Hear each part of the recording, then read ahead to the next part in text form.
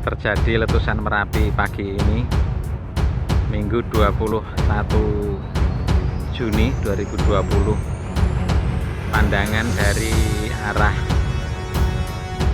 Wonolelo Sawangan setelah ketep arah Boyolali. Awan panas terlihat cukup tinggi membumbung ke angkasa. Demikian.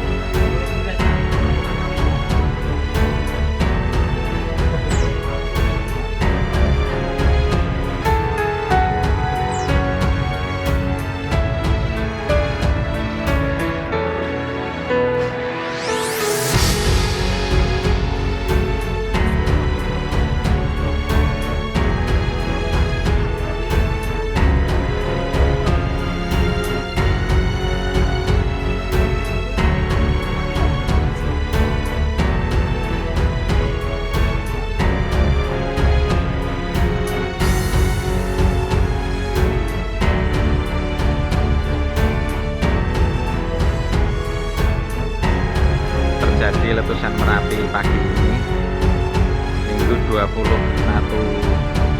Juni 2020. Pandangan dari arah Wonolelo Sawangan setelah ketep arah Boyolali. Awan panas terlihat cukup tinggi membumbung ke angkasa. Demikian.